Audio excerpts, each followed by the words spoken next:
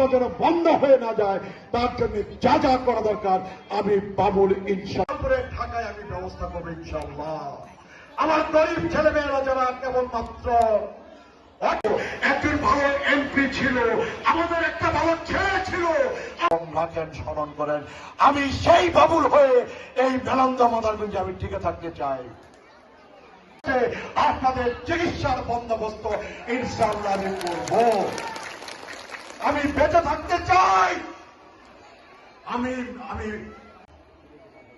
আপনাদের কাছে যাইতে ইচ্ছা করে, আপনাদেরকে ভালোবাসতে ইচ্ছা করে, আপনাদেরকে থাকবো না দুনিয়াতে, আপনাদের ঘরে ঘরে, আপনাদের অন্তরে অন্তরে যেন না 10 বছর না, 15 বছর না, 20 বছর না, 25 গরিবের ছেলে মেয়েদের উচ্চতর শিক্ষা প্রতিষ্ঠানে ভর্তির ব্যবস্থা করা, তাদের উচ্চতর করেন। অনেক ভালোবাসেন আপনারা।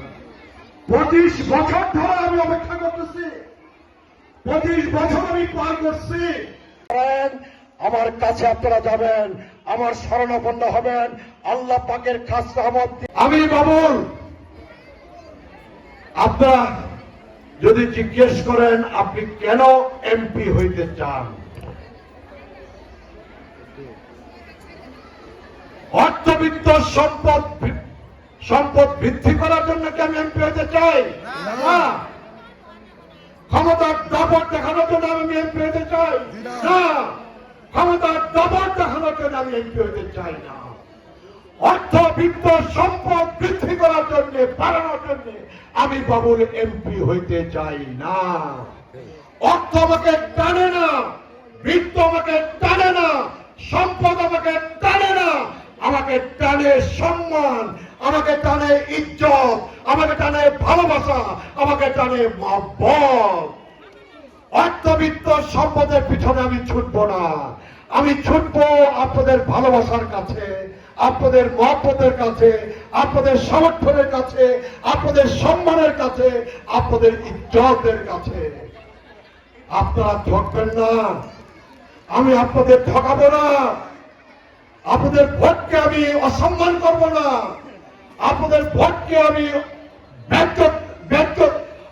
আমি ভোটের ইজ্জত আমি নষ্ট করব না।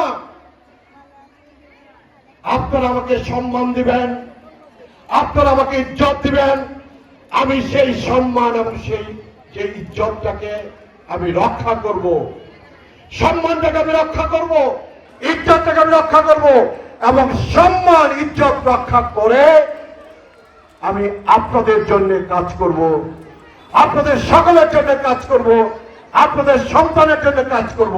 প্রিয় মা বোনেরা, আল্লাহ পাক যদি আমাকে এমপি নির্বাচিত করেন, আল্লাহ পাক যদি এমপি নির্বাচিত করেন, আপনাদের দোয়া কবুল করে, আপনাদের মেহনত কবুল করে, আপনাদের ভোট কবুল করে, আল্লাহ পাক যদি আমাকে এমপি নির্বাচিত করেন, এমপি নির্বাচিত হয়ে আমি মসজিদের খেদমত করব, মসজিদ আল্লাহর ঘরের খেদমত করব, আমি মাদ্রাসার খেদমত করব, আমি ঈদগাহ বোর্ডের খেদমত করব, এতিমখানা লিল্লাহ বোর্ডিং এর খেদমত আমি করব, আর স্কুল কলেজের খেদমত করব, মাদ্রাসার খেদমত করব, আর শিক্ষার পরিবেশ তৈরি করব, শিক্ষা প্রতিষ্ঠানের দুর্নীতি বন্ধ করব, অনিয়ম বন্ধ করব, শিক্ষকদের সম্মান ইজ্জত নিশ্চিত করব, বাংলাদেশের আলেম উলামাকে আমি সম্মান করব, আমি ইজ্জত দিব।